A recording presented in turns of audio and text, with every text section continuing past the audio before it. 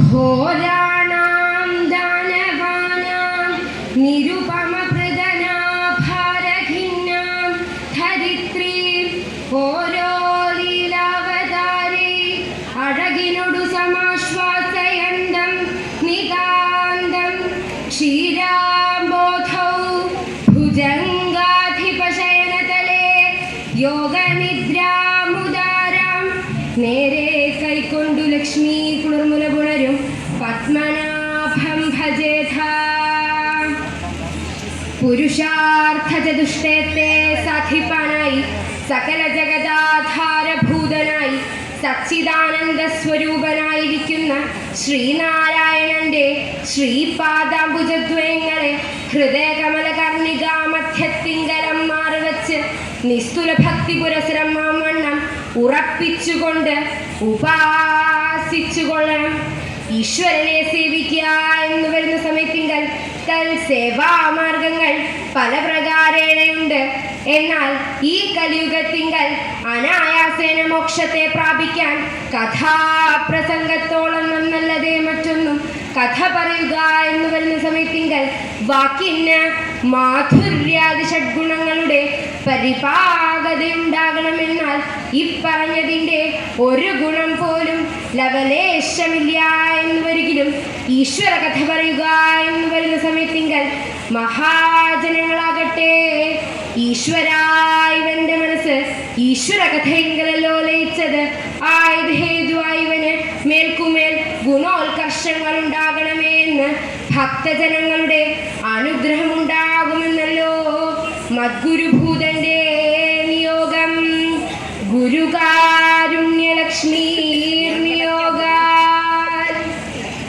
എങ്കിലോ പണ്ട് ഭക്തവത്സലനായിരിക്കുന്ന ഭഗവാൻ സ്വാമി ശ്രീകൃഷ്ണൻ പാർത്ഥന്മാരുടെ പ്രാർത്ഥന ഹേതുവായി ദാരുകോപസ്ഥാപിതമായിരിക്കുന്ന രഥത്തിൽ കരേറി കൗരവസഭയെ പ്രാപിച്ച് ദുര്യോധന സൽക്കാരത്തെ ധിക്കരിച്ച് പരമഭക്തനായിരിക്കുന്ന വിതുരരുടെ കൂടെ വിതുരഭവനത്തിലേക്ക് പുറപ്പെടുകയും ചെയ്തു.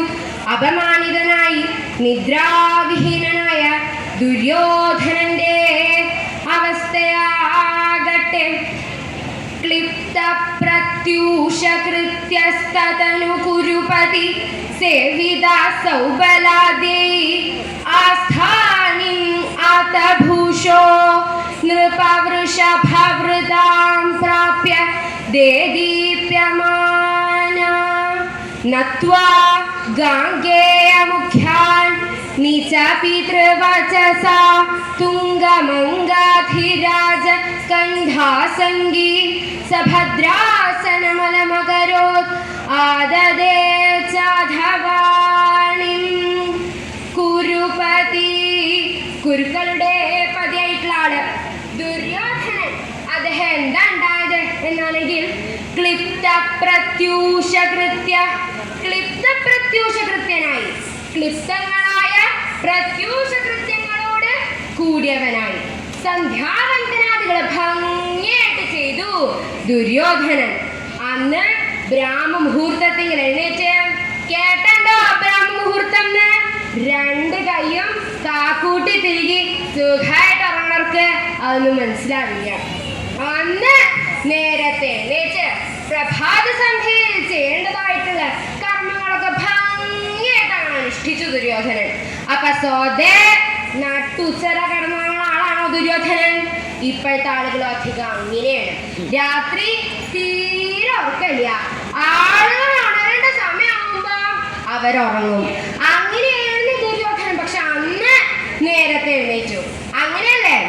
അല്ല.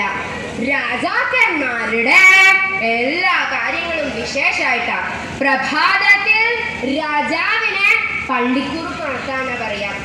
യാത്ര ഇറങ്ങുമ്പോ തന്നെ വൈകും. ചാരന്മാരുടെ മന്ത്രാലോചനയൊക്കെ കഴിഞ്ഞ് ആണ് ഉറങ്ങുക.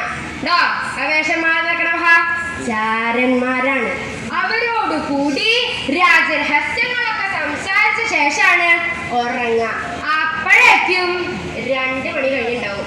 ഉറക്കം പിടിക്കാറായ പള്ളിക്കുറുപ്പ് നടത്തുന്ന ആളുകള് വാദ്യഘോഷങ്ങളൊക്കെ കൊണ്ടുവന്ന് കേളന്ന് പറഞ്ഞാൽ ചെവിട്ടിൽ പ്രയോഗം തുടങ്ങും.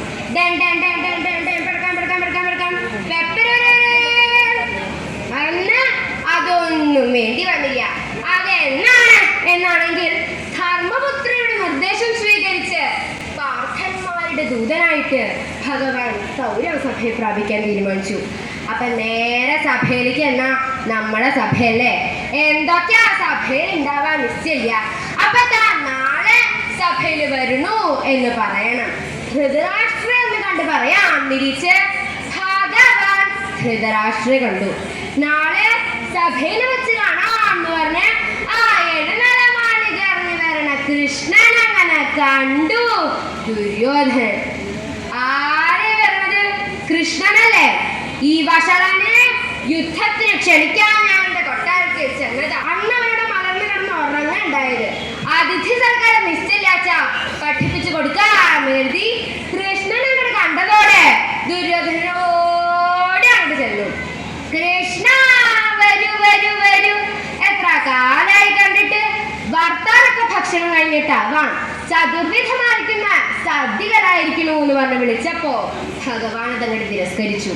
ദുര്യോധന, ഞാൻ നിന്റെ സൽക്കാരം സ്വീകരിക്കാനല്ല ഇവിടെ വന്നത്. നാളെ പാണ്ഡവരുടെ ദൂതനായിട്ട് ഞാൻ സഭയിൽ വരാം, അവിടെ വെച്ച് കാണാമെന്ന് പറഞ്ഞ് വിദുരന്റെ കൂടെ അങ്ങോട്ട് പുറപ്പെട്ടു. സഹിച്ചില്ല ദുര്യോധന്. അത്രയ്ക്കായോ? ഇതിന് പകരം കൃഷ്ണനെ നാളെ അപമാനിക്കണം എന്ന് വിചാരിച്ച് ദുര്യോധനൻ രാത്രി ഉറങ്ങാൻ കടന്നു വെച്ചാലും തീരെ ഉറങ്ങാനായില്ല. അതുകൊണ്ട് എന്തായി? ക്ലിപ്തപ്രത്യൂഷകൃത്യനായി. അതുകൊണ്ട് വാദ്യക്കാര് പള്ളിക്കൂർ പുറത്താൻ വരുമ്പോഴേക്കും ദുര്യോധനേറ്റ് പ്രഭാത സന്ധ്യയിൽ ചെയ്യേണ്ടതായിട്ടുള്ള കർമ്മങ്ങളൊക്കെ ഭംഗിയായിട്ട് അവൾ അനുഷ്ഠിച്ചു. എന്നിട്ടോ സൗബലാദ്യന്മാരാൽ സേവിതനായി. ആരാ സൗബലൻ? ശകുനമാൻ. ദുര്യോധനൻ കുളിയും തേവാറൊക്കെ കഴിഞ്ഞിട്ട് പുറപ്പെടുമ്പോഴേക്കും ദാ വരുന്നു ശകുനമാൻ. അദ്ദേഹം മാത്രല്ല, കൂടെ ബാക്കിയുള്ളവരും അവരാൽ സേവിതനായിട്ട് ദുര്യോധന സഭയിലേക്ക് അങ്ങോട്ട് പുറപ്പെട്ടു. എങ്ങനെയാ പുറപ്പെടേണ്ടായത് എന്നാണെങ്കിൽ ആത്തഭൂഷണായിട്ടാണ് അണിഞ്ഞൊരുങ്ങിട്ട. നല്ല കിരീടം, കടകം, മാർമാല, ഉത്തരീയം ഇതൊക്കെ തന്നെ അണിഞ്ഞു. എന്താ കാരണം ഇങ്ങനെ വേഷം? ആ കടപ്പെടുത്ത് മാറ്റൂ. ഇതാ അമ്മാമ്മ, ഈ കിരീടം വേണ്ട. ഇതൊക്കെ വെച്ച സഭയിൽ ചെന്ന ആളുകൾ എന്താ പറയാ? ദുര്യോധനന്റെ അമ്മാമ്മത് എന്നല്ലേ പറയാ. ഭരണമുള്ളപ്പോ ഭണ്ഡാരം നമ്മുടെ കയ്യിലാണ്. ഇപ്പോഴതൊക്കെ തരാവുള്ളൂ. അങ്ങനെയാണല്ലോ. ഭരണം അങ്ങോട്ട് കിട്ടിയ ധൂർത്തിനൊരു കുറവുമില്ല. അലങ്കാരങ്ങള്, വാഹനം, യാത്രകള്, അല്ലേ, അവിടൊക്കെ ബന്ധുമിത്രാദികള്, അങ്ങനെയല്ലേ. ദുര്യോധനൻ ഒരു കുറവുണ്ടായില്ല. ദുര്യോധനൻ അണിഞ്ഞൊരുങ്ങി. ദുശാസനൻ തുടങ്ങിയ സഹോദരന്മാര്, അമ്മാവൻ തുടങ്ങിയവരോടുകൂടി ആസ്ഥാനമണ്ഡപത്തെ പ്രാപിച്ചു. ഭഗവാൻ ദൂതനായിട്ട് വരണ വിവരം നേരത്തെ അറിയിച്ചുകൊണ്ട് അസംഖ്യം രാജാക്കന്മാരുടെ അങ്ങനെ കൂടിയുണ്ട്. ഭഗവാനെ ഒന്ന് കാണാലോ, ഭഗവാന്റെ മധുരമധുരങ്ങളായിട്ടുള്ള ആ വാക്കുകള് ഒന്ന് കേൾക്കാലോ എന്ന് വിചാരിച്ചെത്തിയവര്. യുദ്ധം ഉണ്ടാവോ ഇല്ലേ എന്നറിയാൻ ആകാംക്ഷയോടെ ഇങ്ങനെ നൃപവൃഷഭവൃതം രാജശ്രേഷ്ഠന്മാരെ കൊണ്ട് നിറഞ്ഞ് നിബിഡമായിരിക്കുന്ന ആ സഭയിലേക്ക് ദുര്യോധനൻ പ്രവേശിച്ചു. അംഗരാജാവായ കർണൻ, ദുശാസനൻ, ശകുനിയമ്മാവൻ എന്നിവരോടുകൂടി ആ സഭയിലേക്ക് അങ്ങനെ പ്രവേശിച്ചതോടെ അവിടെ കൂടി രാജാക്കന്മാർ എഴുന്നേറ്റ് മഹാരാജാവ് ദുര്യോധനൻ ജയിക്കട്ടെ, മഹാരാജാവ് ദുര്യോധനൻ ജയിക്കട്ടെ എന്നിങ്ങനെ ഘോഷിച്ചു. അങ്ങനെ കുരുപതി ദേദീപ്യമാനായി. അങ്ങനെ ദുര്യോധനൻ സദസ്സിൽ ശോഭിച്ചു. എന്നിട്ടോ അവിടെ കൂടിയിരുന്ന രാജാക്കന്മാരെ ദുര്യോധനൻ പ്രത്യഭിവാദനം ചെയ്തു. ആ ഇരിക്കൂ, നേരത്തെ എത്തില്ലോ. ചിലരുടെ കൈ പിടിച്ചിരുത്ത, ചിലരുടെ മന്ദസ്മിതം, ഇങ്ങനെ അവരുടെ നിലയും വിലയും അനുസരിച്ച് ദുര്യോധനരെ ബഹുമാനിച്ചു. ഭീഷ്മരെ, ദ്രോണാചാര്യരെ തുടങ്ങിയ ആചാര്യന്മാരെ ഭംഗിയായിട്ട് നമസ്കരിച്ചു. അത് കഴിഞ്ഞ് നോക്കിയപ്പോ എൻ്റെ അച്ഛൻ ധൃതരാഷ്ട്രം തുടങ്ങിയിട്ടുണ്ട്. അച്ഛാ, ഇതാ ഉണ്ണി ദുര്യോധന നമസ്കരിക്കണം. ഉണ്ണി നന്നായി നന്നായി വരട്ടെ. എല്ലാവരെയും വേണ്ട വിധം ബഹുമാനിച്ചിരുത്തിയെങ്കിൽ ഉണ്ണി വരുന്നോളൂ. അച്ഛന്റെ വാക്കുകൾ ഹേതുവായിട്ട് അച്ഛൻ പറഞ്ഞുല്ലോ, ഉണ്ണി പോരുന്നോളൂ. അങ്ങനെ പറഞ്ഞ സമയത്തിങ്കൽ ഭദ്രാസനം അലമകരോ, ഭദ്രാസനത്തെ അലങ്കരിച്ചു. എങ്ങനെയാ ഭദ്രാസനത്തെ, സിംഹാസനത്തെ അലങ്കരിക്കാണ്ടായത് എന്നാണെങ്കിൽ ഭീഷ്മര്, ദ്രോണാചാര്യര്, അച്ഛനായ ധൃതരാഷ്ട്രര് അവരൊക്കെ നമസ്കരിച്ചതിന് ശേഷം ദുര്യോധനെ നോക്കി, ഞാനെങ്കിലും നമസ്കരിക്കാനുണ്ടോ? അപ്പോഴാണ് കർണൻ എങ്ങനെ കണ്ടതേ. കർണ വരൂ വരൂ വരൂ എന്ന് പറഞ്ഞ ആ കർണന്റെ തോളത്ത് കൈയിട്ടിരുന്ന് ആ സിംഹാസനത്തെ അലങ്കരിച്ചു. അലങ്കരിക്കാച്ചാലോ മഹാമോശൻ സിംഹാസനെ. അയ്യയ്യയ്യയ്യയ്യേ, ബഹുജന സമക്ഷം ഇങ്ങനെ കൊള്ളരുതാത്ത സിംഹാസനാണോ കൊണ്ടുവരുന്നത്? ആ സിംഹാസനമൊക്കെ തുറച്ച് വൃത്തിയാക്കി അതിലൊരു പട്ടിട്ട് അങ്ങനെയല്ലേ? അല്ല, എന്നാ നേരെ തിരിച്ചാവും. സിംഹാസനം അതിഗംഭീരം, ഭദ്രാസനം. ദുര്യോധനോ മഹാപകടമായിട്ടുള്ള ആള് കണ്ട. അങ്ങനെ ദുര്യോധനൻ ആ സിംഹാസനത്തിൽ ഇരുന്നപ്പോ ആ സിംഹാസനത്തിന്റെ ഭംഗി കൊണ്ട് അതൊരലങ്കാരായി. അങ്ങനെയല്ലേ? അല്ല, ദുര്യോധനൻ ഗർഭശ്രീമാൻ, കർണൻ അത്യന്ത സുന്ദരൻ, സിംഹാസനം അതിലും സുന്ദരം. അങ്ങനെ ദുര്യോധനൻ കർണന്റെ തോളത്ത് കൈയിട്ടിരുന്ന് ആ സിംഹാസനത്തെ അലങ്കരിച്ചു. ഇരിക്കേണ്ടവര് ഇരിക്കേണ്ട സ്ഥാനങ്ങളിൽ ഇരിക്കേണ്ട പോലെ ഇരിക്കുക. അതിലും വലിയൊരു അലങ്കാരമില്ല. ആ സ്ഥാനങ്ങളിൽ അനർഹരിക്കണ പോലെ ഒരു അപകടവും ഇല്ല. അങ്ങനെ ദുര്യോധനൻ സിംഹാസനത്തെ അലങ്കരിച്ചതിന് ശേഷം വാണിം ആദദേശ, വാക്കുകളെ ആദരം ചെയ്തു. അദ്ദേഹം എന്താ പറയാണ്ടായേ എന്നാണെങ്കിൽ, ഹേ ഭൂപ ശൃണുതാദരദ്ദുപഗതോ ദൂത വൃഥാ ജന്മനാം മായാമോഹിതമൂഢലോകകലിത പ്രൗഢി സ ഗോപാലക പ്രത്യുത്ഥാസ്യതി ദാസ്യതി സമേ ദണ്ഡ്യ സുവർണം ഇദം ഭാരദ്വാദശകേന ശാസന നിരാകർത്ത ജഗത്യാമിതി. അല്ലേ ഭൂപ, അല്ലേ ഭുവന്മാര്, അല്ലേ രാജാക്കന്മാര്. അപ്പൊ ഇവിടെ ഒരു വിധം രാജാക്കന്മാരൊക്കെ അതിൽ കഴിഞ്ഞിട്ടുണ്ട് അല്ലേ?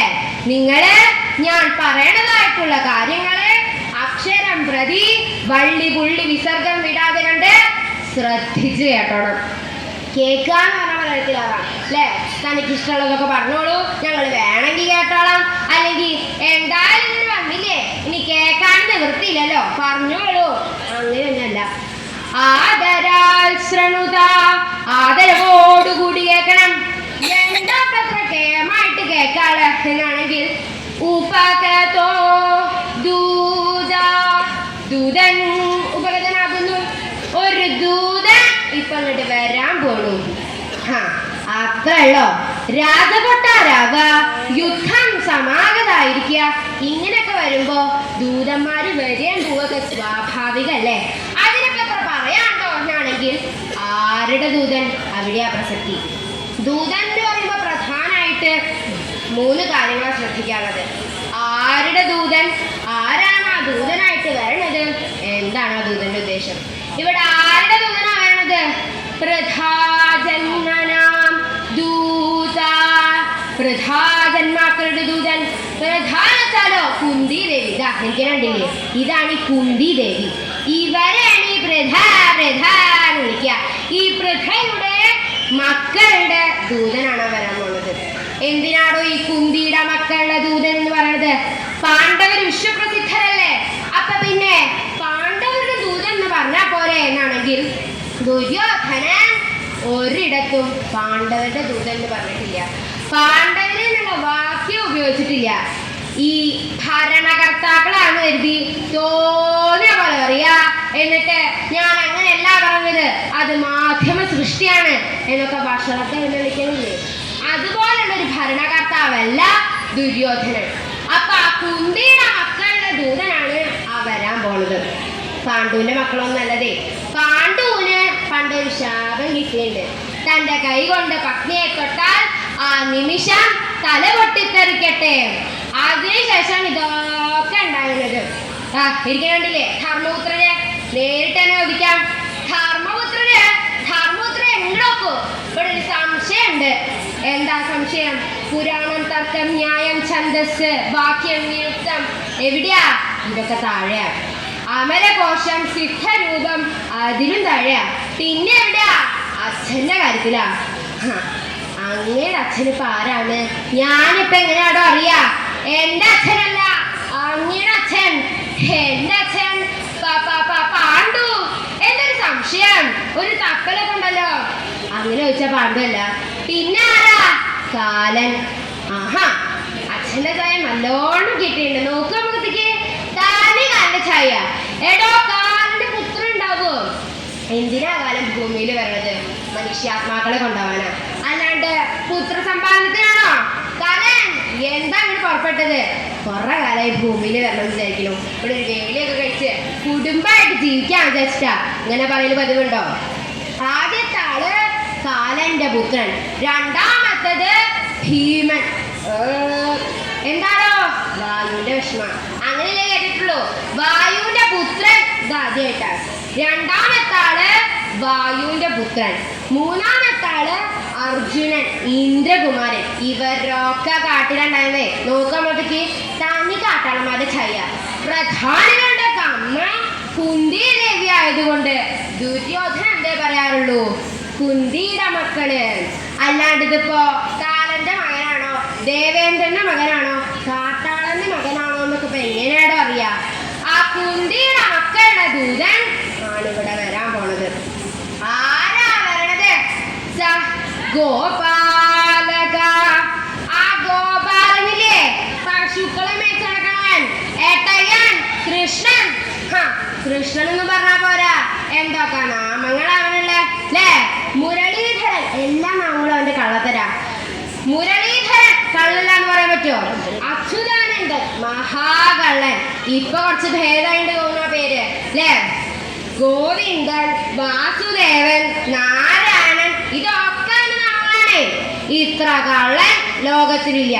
തസ്കരാഗ്രഗണ്യ, കള്ളന്മാരുടെ രാജാവ് എന്ന ദുര്യോധനൻ പറയാം.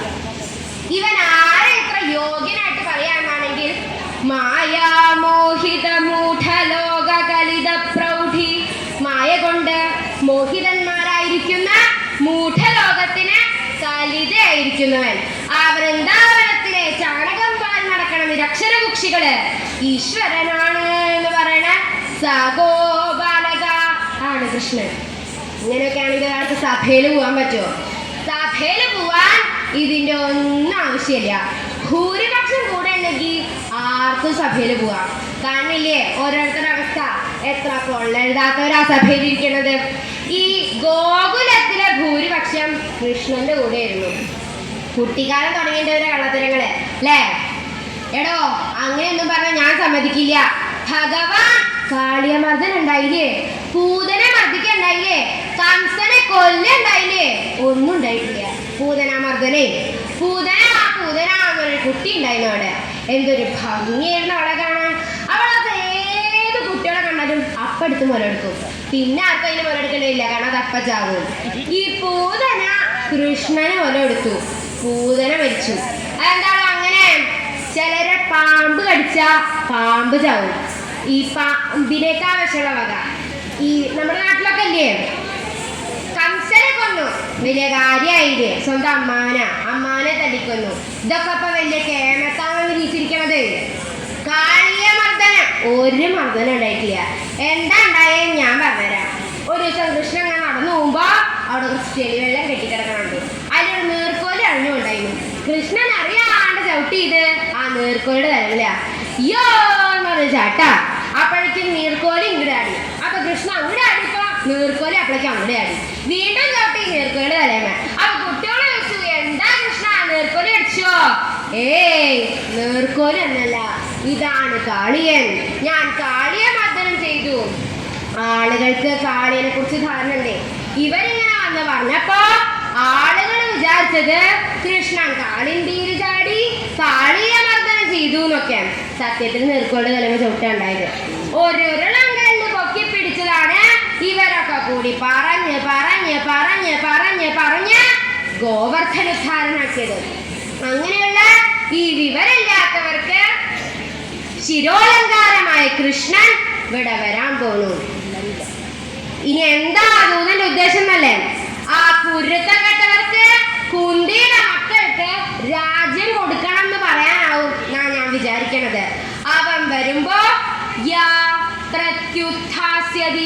ആരാണോ ഇവിടെ നിന്ന് എണീക്കണത്? ദണ്ഡ്യനാക്കുന്നത് അവൻ ദണ്ഡ്യനാണ്.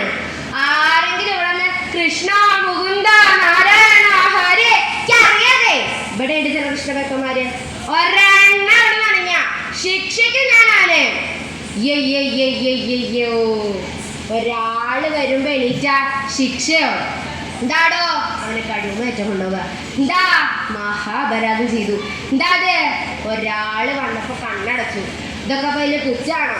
കുറ്റത്തിനനുസരിച്ച് വേണ്ടേ ശിക്ഷ എടുക്കാനാണെങ്കിൽ? ഒരാള് വരുമ്പോ എണീക്കണതല്ല തെറ്റ്. ഞാൻ എണീക്കരുതെന്ന് പറഞ്ഞാ എണീക്കരുത് തന്നെ അതിന്റെ അർത്ഥം. അതിനെ ധിക്കരിച്ചാൽ ശാസന നിരാകർത്ത അവൻ ശാസന നിരാകർത്താവുന്നതാണ്. എന്റെ ശാസനയെ ധിക്കരിക്കണോ അവനെ ഞാൻ ശിക്ഷിക്കുക തന്നെ ചെയ്യും. എന്താ ശിക്ഷ എന്നല്ലേ? ഭാരദ്വാദശകേന മിതം സുവർണം മേദാസ്യതി. 12 ഭാരം സ്വർണം കൃഷ്ണനെ കണ്ട് ബഹുമാനിച്ച് എണീക്കണവൻ എനിക്ക് ഇങ്ങോട്ട് തരണം. എന്താണോ ചിരിക്കണേ? സ്വർണ്ണം എല്ലാവർക്കും കൊടുത്താൽ പോരെ? എൻ്റെ കയ്യിൽ ഒന്നുമില്ലാത്തവർക്ക് വല്ലവരും കഴിക്കണോടോ എന്ന് വിചാരിച്ചിരിക്കുന്നെങ്കിൽ അവനെ കൊണ്ടുപോയി കൊട്ടാരത്തിൽ കെട്ടിയിട്ട് പണിയെടുപ്പിച്ച് ആ ജോലിക്ക് ഇത്ര തുകയാണെന്ന് നിശ്ചയിച്ച് 12 ഭാരം സ്വർണം തരാവുമ്പോഴേ അവന് വിട്ടയക്കുള്ളൂ. ഇനി ആർക്കെ ഈ ശിക്ഷ ബാധകം അല്ലേ? ഈ ജഗത്തില് ആരാണോ കൃഷ്ണനെ കണ്ട് ബഹുമാനിച്ച് എണീക്കണത് അവർക്കൊക്കെ ശിക്ഷ ബാധകമാണ്. ഇതങ്ങോട്ട് കേട്ടോടുകൂടി അവിടെ കൂടിയിരുന്ന രാജാക്കന്മാരുടെ ഹൃദയത്തില് ഭഗവാൻ ഇവിടെ ഉറപ്പിച്ചു. കൃഷ്ണ കൃഷ്ണ, അങ്ങേ കണ്ടാൽ ഞാൻ എങ്ങനെയാ എണീക്കാണ്ടിരിക്കുക? അങ്ങേ കണ്ടാൽ എണീക്കുക തന്നെ ചെയ്യും. ഈ കുരുത്തം കെട്ടവൻ ചാട്ടവാളം കൊണ്ട് അടിച്ചാലും വേണ്ടില്ല, സ്വർണ്ണം ചുമത്താലും വേണ്ടില്ല. കൃഷ്ണ കൃഷ്ണ എന്നിങ്ങനെ വിളിച്ചുകൊണ്ടിരിക്കുമ്പോ എല്ലാവരുടെ മനസ്സിലും ആ സാക്ഷാൽ ജഗദീശ്വരനായ ശ്രീഹരി ശ്രീകൃഷ്ണൻ ഇങ്ങനെ നിറഞ്ഞു നിന്നപ്പോ ഭഗവാൻ ആ സഭയിലേക്ക് അങ്ങോട്ട് പ്രവേശിച്ചു. എങ്ങനെയാ വന്നത് വെച്ചാൽ ആകാശത്ത് സൂര്യൻ വെക്കുമ്പോ എങ്ങനെയാണോ താമരപ്പൂക്കളെ വിടർന്ന് വശാവുക, അതുപോലെ അവിടെ കൂടിയിരുന്ന രാജാക്കന്മാരുടെ ഒക്കെ കണ്ണുകള് താമരപ്പൂ പോലെ വിടർന്ന് വശായി. അവരെല്ലാവരും കൃഷ്ണ മുരാന്തക ഹരേ നാരായണ എന്നെല്ലാം പറഞ്ഞ് നേരെ ചെന്ന് കൃഷ്ണന്റെ കാൽത്തലങ്ങൾ വീണു. ഒരാൾ നോക്കുമ്പോ പൊന്നോടക്കുഴൽ കൈ പിടിച്ച് നീലത്തിരുമുടി ചാർത്തി മഞ്ഞപ്പട്ടുടുത്ത് നിൽക്കുന്ന ഭഗവാൻ, മറ്റാൾ നോക്കുമ്പോ കാളിയ മർദ്ദനായിട്ടുള്ള ഭഗവാൻ, വേറൊരാൾ നോക്കുമ്പോ നരസിംഹമൂർത്തിയായിട്ടുള്ള ഭഗവാൻ. അങ്ങനെ അനേകായിരം കൃഷ്ണ രൂപങ്ങള് അവിടെ അങ്ങനെ തെളിഞ്ഞു. ഓരോരുത്തരുടെയും ഭാവനയ്ക്കനുസരിച്ചാണ് ഭഗവാൻ ഇങ്ങനെ കാണുന്നത്. അവരെല്ലാ രാജശാസനയും മറന്ന് കൃഷ്ണായ നമ, ഗോവിന്ദായ നമ, ഗോപീജനവല്ലഭായ നമ, ഓം പരായ നമ, പരം പുരുഷായ നമ, പരമാത്മനേ നമ എന്നൊക്കെ പറഞ്ഞ് നേരെ ചെന്ന് കൃഷ്ണനെ നമസ്കരിച്ചു. അവരെല്ലാവരെയും ഭഗവാൻ അനുഗ്രഹിച്ചു. ദുര്യോധന അവിടെ ഇരിക്കണ്ടല്ലോ. അപ്പൊ അവിടത്തെ അവസ്ഥ എന്താണെന്നാണെങ്കിൽ അദ്ദേഹം പറഞ്ഞിട്ടില്ലേ 12 ഭാരം സ്വർണം കൊടുക്കണമെന്ന്. കർണനോട് കൂടിയാണല്ലോ അവിടെ ഇരിക്കുന്നത്. അപ്പൊ കർണ ഇതാ നോക്കൂ, കൃഷ്ണനെ കണ്ട് ബഹുമാനിച്ച് ഇരിക്കണുണ്ടോ? ഇതാ നോക്കൂ എന്ന് പറഞ്ഞ് വേറെ അങ്ങോട്ട് ചൂണ്ടിയോടുകൂടി സിംഹാസനം ഇളകി. എന്താ കാരണം സിംഹാസനം മറിച്ചിടാൻ നോക്കണേ? ഞാനൊന്നുമല്ല, പിന്നെ നമ്മളല്ലേ എവിടെ ഉള്ളൂ. എന്തിനു പറയണു? ദുര്യോധനൻ സിംഹാസനത്തോടുകൂടി ചടപടഠിം മറിഞ്ഞടിച്ചു വീണു. കൃഷ്ണൻ അവിടെ ചെന്ന് ആ സിംഹാസനമൊക്കെ എടുത്ത് മാറ്റി ദുര്യോധനെ പിടിച്ചെണീപ്പിച്ചു. ആകെ അബദ്ധായി ദുര്യോധനന്. കൃഷ്ണ ഇരിക്കൂ എന്നൊക്കെ പറഞ്ഞ് സർവഥോഭദ്രം എന്ന പേരായി. ആരെങ്കിലും വരുന്ന തല പൊട്ടിത്തെറിക്കട്ടെ എന്ന ശാപമുള്ള സിംഹാസനത്തിൽ കൃഷ്ണനെ പിടിച്ചിരുത്തി. ആദ്യന്തഹീനായ ഭഗവാന്റെ തലയൊന്നും പൊട്ടിത്തെറിക്കില്ലല്ലോ. ഭഗവാൻ ഒരു മടിയില്ലാണ്ട് ആ സിംഹാസനത്തിലിരുന്നു. അതൊരു ഭഗവാൻ ശ്രീകൃഷ്ണനാണോ?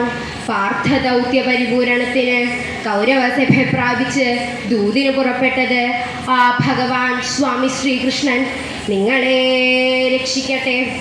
കായേന വാചാ മനസേന്ദ്രിയേർവാ ബുദ്ധ്യാത്മനാ വാ പ്രകൃതേ സ്വഭാവാത് കരോമി യദ്യത് സകലം പരസ്മൈ നാരായണായേതി സമർപ്പയാമി. കളവേണുരവ കളായ നീല കമലാചുംബനലംബടോഭിരമ്യ അളിപോദൈവാരവിന്ദമധ്യേ രമതാ മേ ഹൃദി ദേവകീ കിശോരാ.